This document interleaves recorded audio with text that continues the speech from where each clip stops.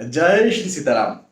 आज के इस वीडियो को जो स्पिरिचुअल दर्शक हैं, जो ऐसे दर्शक हैं, आध्यात्मिक हैं, जो ऐसे दर्शक हैं जो इस दुनिया के अलावा भी कुछ सोचते हैं, जो जिन्हें ये पता है कि मरना है एक दिन, जिन्हें ये पता है कि मरने के बाद कहीं और जाना है और वहां जाकर के क्या, यहाँ पर तो सरकारी जॉब लग गई, यहाँ पर तो नौकरी लग गई, यहाँ पर तो बिजनेस सेटल हो गया, यहाँ पर तो पढ़ाई कर ली वगैरह वगैरह, लेकिन इसके बाद कुछ समय बाद कितने साल रहना है, 70 साल, 80 साल, 90 साल, 100 साल, कितने साल रह लेंगे आप या मैं? तो उसके बाद का क्या, वहां की सरकारी जॉब, वहां की परमानेंट जॉब लगेगी कि नहीं लगेगी? यदि इस बारे में जो सोचते हैं उनके लिए आज का ये वीडियो है ना। ये भौतिक जगत के लिए बहुत ज्यादा खास ये वीडियो नहीं, हालांकि कहीं ना कहीं भौतिक जगत में भी फायदा करेगा ये वीडियो। देखिए, भक्ति क्या है? भक्ति क्या है, कई सारे लोगों को ये बात समझ नहीं आती, खासतौर पर जो यंग है उन्हें ये बात समझ नहीं आती कि भक्ति करिए। अब भक्ति करिए तो उसके लिए क्या वैराग्य ले लें, उसके लिए क्या सब कुछ छोड़ छाड़ कर कहीं हिमालय पर चले जाएं? तो मैं इसी बारे में आज आप बात करने वाला हूं और भक्ति के बारे में आपको समझाने वाला हूं। तो भक्ति क्या है? तो भक्ति जो है वो एक प्रकार का प्यार है। मैं एक एक पंक्ति आपको सुनाता हूं, श्री तुलसीदास जी महाराज के द्वारा लिखी गई है और श्री काकभूषुंडी जी ने कही है। मिलहि न रघुपति बिनु अनुरागा, किए जोग तप ज्ञान विरागा। कहने का मतलब ये है, अनुराग, अनुराग यानी एक प्रकार का प्रेम होता है। तो बिना अनुराग के भगवान श्री राम मिलते नहीं, मतलब प्रेम के बिना भगवान श्री राम मिलते नहीं है। चाहे किए जोग, चाहे योग कर लो, आप जप कर लो, यज्ञ कर लो, वैराग्य ले लो, जो करना इनमें से आप कर लो, लेकिन यदि आपको अनुराग नहीं है भगवान श्री राम से, यदि प्रेम नहीं है भगवान श्री राम से, तो भगवान श्री राम मिलते नहीं हैं। तो भक्ति का सीधा सा मतलब यह है कि आपको प्रेम होना चाहिए। अब भक्ति ऐसा प्रेम है जिसमें इज्जत भी है। भक्ति ऐसा प्रेम है जिसमें आप ये मानते हो कि आप ही सब कुछ है, आप ही सब कुछ है। मतलब भक्त हो जाना मतलब सब कुछ मान बैठना। हमें पैदा करने वाले आप, हमें चलाने वाले आप, हमें मरने के बाद आपके पास आना है, लेकिन हमें आपसे प्रेम है। अब ये प्रेम करने के लिए क्या वैराग्य की जरूरत है?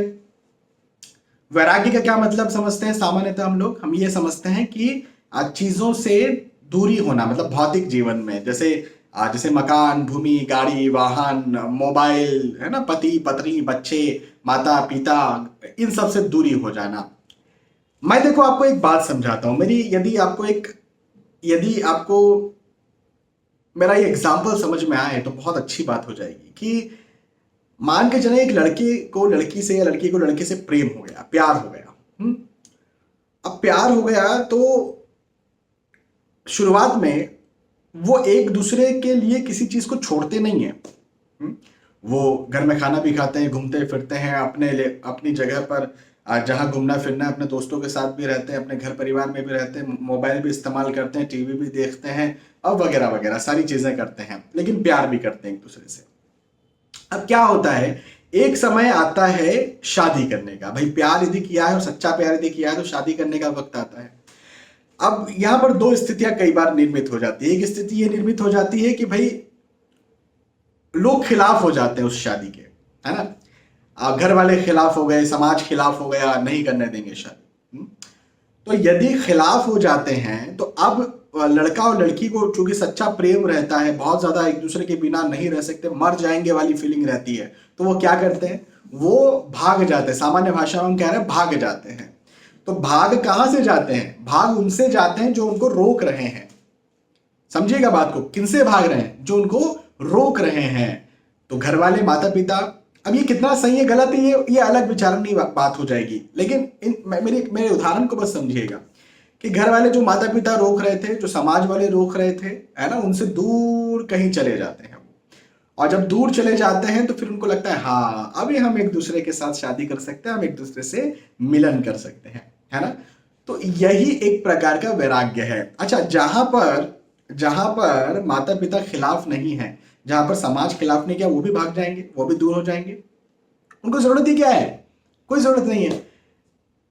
यही बात यहां पर निकल करके आती है कि यदि कहीं आपको ये मटेरियलिस्टिक लाइफ जो है, मेरे पास एसी है, मेरे पास मेरे घर वाले लोग हैं, मेरे दोस्त हैं, मेरे पास कैमरा है, मोबाइल है, ये यदि मुझे भक्ति करने से रोक रहे हैं, तब तो जाकर के मुझे भागना पड़ेगा।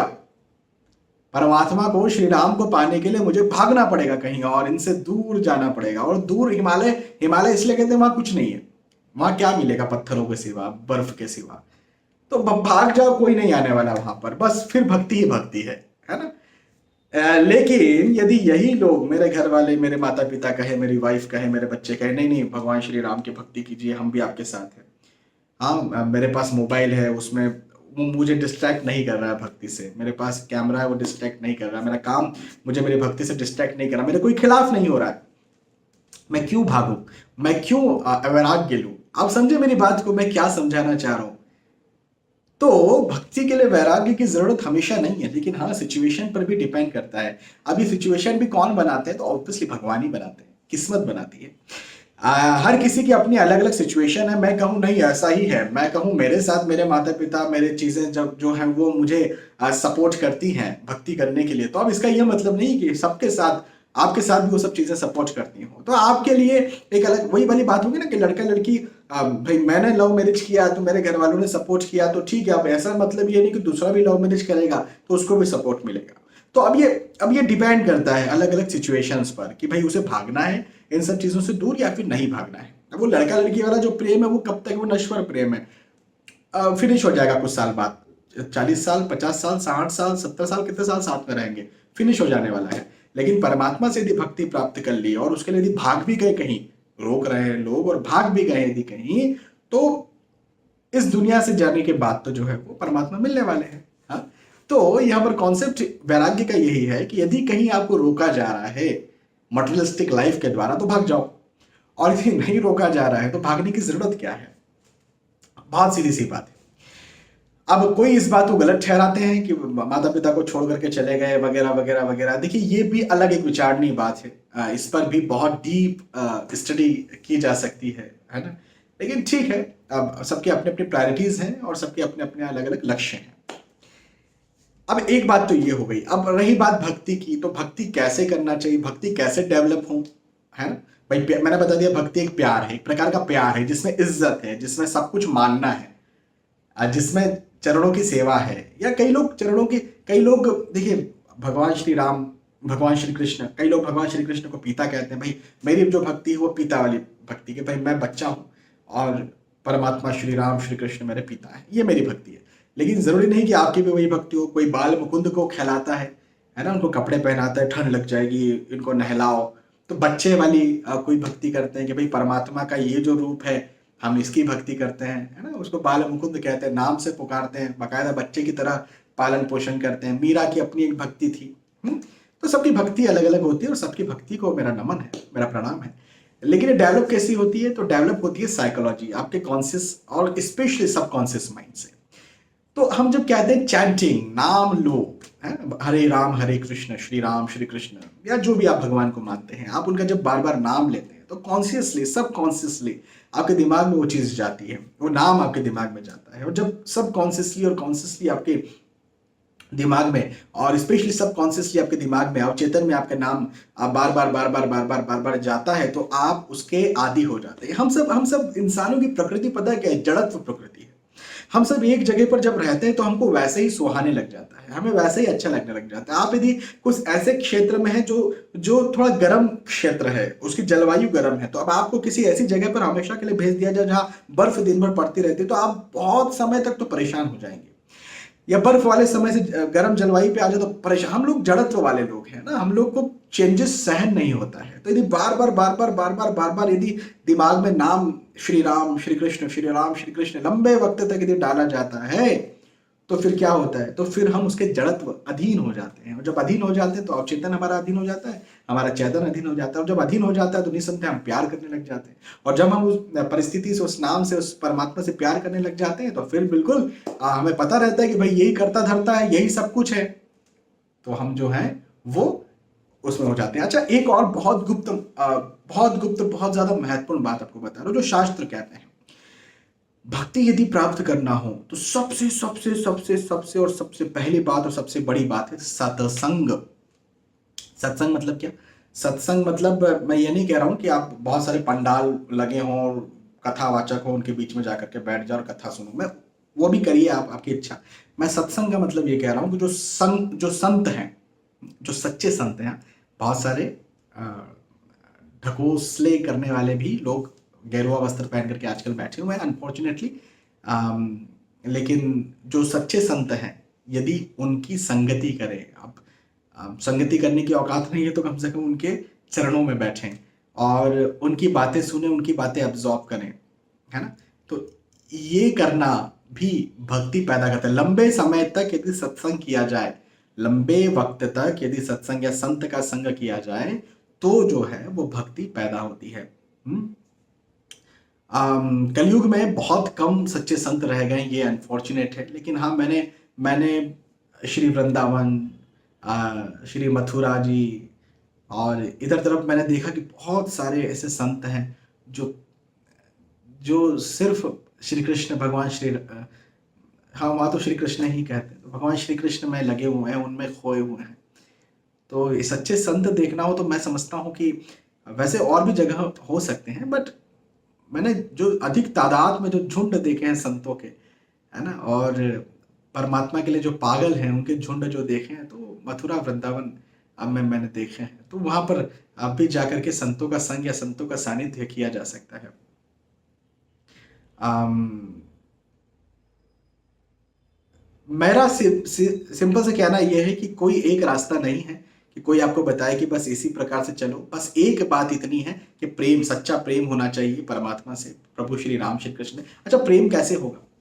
तो प्रेम ऐसे होगा, आप यदि परमात्मा निर्गुण निराकार है, तो अब निर्गुण निराकार से प्रेम कैसे करोगे आप? आपको कुछ बात करना पड़ेगी ना, क्या बोलोगे निर्गुण निराकार को, क्या बोलने वाले हो आप? कुछ नाम लोगे, कुछ बोलोगे ना, क्या बोलोगे उनके बारे में? कुछ बात। प्रेम कब होगा ना, जब बार बार उनके बारे में बात करोगे, उनके कैरेक्टर के बारे में बात करोगे। तो भगवान परमात्मा ने अपने कैरेक्टर को एस्टेब्लिश किया भगवान श्री राम के रूप में। उनका पूरा एक कैरेक्टर था, उनकी पूरी जीवनी थी, आप उसको पूरा बोल सकते हो, है ना, उसको सुन सकते हो, उसको उसको उसको समझ सकते हो, फील कर सकते हो, राम नाम ले सकते हो, उनके गुणों के बारे में बात कर सकते हो, श्री कृष्ण के बारे में बात कर सकते हो। तो इसलिए हमारा सनातन धर्म जो है महान है, क्योंकि यहाँ पर हम जैसे लोग जो बहुत ज्ञानी नहीं हैं, जो जो निर्गुण निराकार से प्रेम नहीं कर सकते हैं, वो साकार से प्रेम करके और भक्ति को पैदा करें। तो मुझे लगता है कहीं ना कहीं आपको ये कॉन्सेप्ट क्लियर हुआ होगा, और ये वीडियो को अभी तक तो उन्हीं लोगों ने देखा है जो सचमुच में परमात्मा के लिए पागल हैं, सचमुच में परमात्मा को पाना चाहते हैं, सचमुच में भक्ति चाहते हैं। उन्हीं लोगों ने ये वीडियो को पूरा देखा है। बाकी के तो बहुत सारे लोग जो है इस वीडियो को छोड़ के चले गए। खैर, भगवान उनका भी भला करे। लेकिन आप यदि इस वीडियो को यहाँ तक देख रहे हैं, तो मुझे कहीं ना कहीं ये फीलिंग जरूर आ रही है अपने दिल से, सच्चे दिल से, कि आप आपके आध्यात्मिक जीवन में, अपने जो स्पिरिचुअल लाइफ है उसमें बहुत आगे बढ़ने वाले हैं, बहुत कुछ हासिल करने वाले हैं। तो बहुत बहुत आपको बधाइयाँ, और बिल्कुल लग जाइए। जैसी मैंने बात की है वो तो खैर है ही अपनी जगह पर, लेकिन संतों, हाँ, मैंने एक और चीज़ है, संतों को ढूंढने में, संतों को संतों का पता करने के लिए, एक संतों को कैसे पता करें कौन सच्चे संत हैं, तो इसके लिए वैसे तो श्रीमद् भगवद गीता भी है और श्री रामचरितमानस का उत्तरकांड भी है। आप श्री रामचरितमानस का उत्तरकांड पढ़िएगा, संत कैसे होते हैं, सच्चे संत कैसे होते हैं, ये भी बताया गया है, और श्रीमद् भगवद गीता में भी बताया गया। तो सच्चे संतों को पहले पहचान लो। हाँ, ऐसा नहीं कि बस जो गेरुए वस्त्र पहन लिए और बस अपने आप को दाढ़ी बढ़ा ली और अपने आप को बस, हो सकता है उन्होंने अच्छे कपड़े भी पहने हो, जींस टी शर्ट पहने हो, लेकिन वो हो सकता है अच्छे संत हो जाए, हो सकता है, मे बी। क्या भरोसा। परमात्मा ने अपनी दाढ़ी थोड़ी बढ़ी थी। परमात्मा ने, जब भगवान श्री राम श्री कृष्ण आए थे, तो उन्होंने मस्ती यहाँ पर करी है, आप समझे ना। यहाँ पर उन्होंने भौतिक जीवन को जिया इस जगह के। तो किसी भी रूप में हमें संत मिल सकते हैं, और हो सकता है कोई भगवा वस्त्र पहने हुए वो भी ठग हो। रावण आया था ना माँ सीता को हरने भगवा वस्त्र पहन करके। तो संतों को कैसे पहचाना जाए, ये लिखा हुआ है, हमारी यूजर गाइड है श्री रामचरितमानस और श्रीमद् भगवत गीता, है ना। तो कलयुग में तो खैर जो ऐसा कहा गया है अब श्री रामचरितमानस में, कि जो जो संत होंगे कलयुग के, वो खूब धन लगा करके अपना घर सजाएंगे, और जो जो गृहस्थ होंगे वो दरिद्र होंगे। या वो उनके पास जो है बड़ा बड़ा मुश्किलात होगी, तो आज देख लीजिए आप। आज देख लीजिए कि और एक जोक भी आया था इस्कॉन के एक बहुत अच्छे एक संत हैं, क्या नाम है उनका, गौर गोपाल दास। उन्होंने बहुत अच्छा एक बात कही थी कि अम, कोई व्यक्ति जो है वो बड़ी मेहनत करके इंजीनियर बनता है ना, जो जो जो अच्छा ज़्यादा पढ़ लेता है, पढ़ लिख लेता है, वो डॉक्टर इंजीनियर बन जाता है। जो उनसे कम पढ़ता है, हाँ, इन जनरल सामान्यतः ऐसा होता है कि जो मैथमेटिक्स या साइंस पढ़ने वाले को हम बहुत होशियार मानते हैं ना, तो जो ज़्यादा होशियार होता है वो इंजीनियर बनता है, या मेडिकल में जाता है, डॉक्टर बनता है। और कॉमर्स वालों को थोड़ा कम होशियार माना जाता है। मैं ये बोल नहीं रहा हूँ कि वो कम होशियार होते हैं, लेकिन इन जनरल उन्होंने जो बताया थी बात, उस आधार पर मैं कह रहा हूँ कि कॉमर्स या आर्ट्स वाले थोड़े से कम साइंस से होते हैं, तो वो एमबीए कर लेते हैं और मैनेजमेंट करके और एक एडमिन की जगह पर बैठ जाते हैं। तो कहीं इंजीनियर जहाँ पर भी काम करते हैं वहाँ पर वो एडमिन पर बैठे रहते हैं, उनको सैलरी देना, उनको पूरा मैनेज करना, पूरा काम उनका होता है।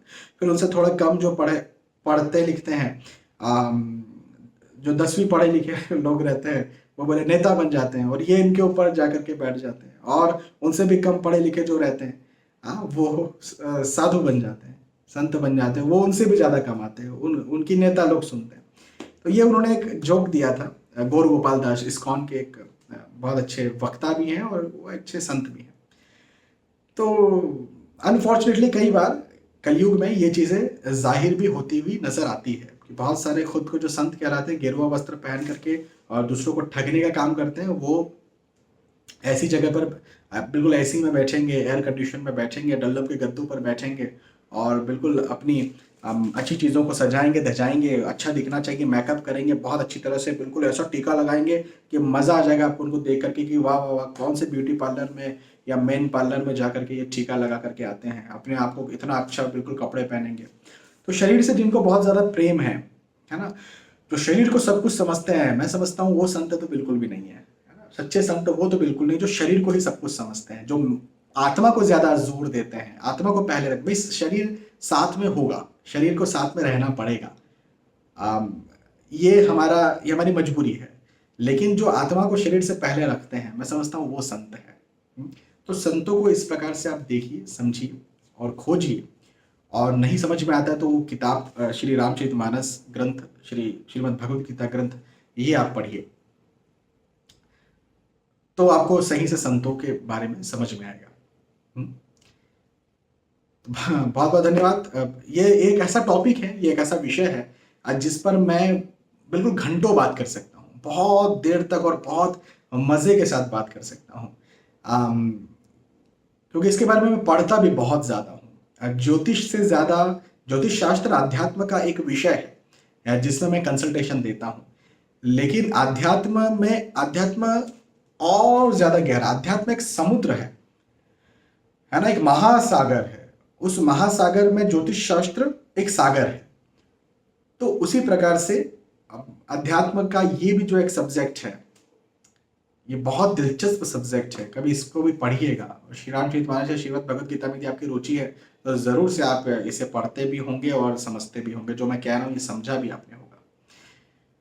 तो चलिए, बहुत बहुत धन्यवाद, आपने आज का वीडियो देखा। फिर मिलेंगे आने वाले वीडियोस में, आने वाले एपिसोड्स में। तब तक के लिए आज के इस वीडियो में मैं आपसे विदा चाहता हूँ। तब तक के लिए जय श्री सीताराम।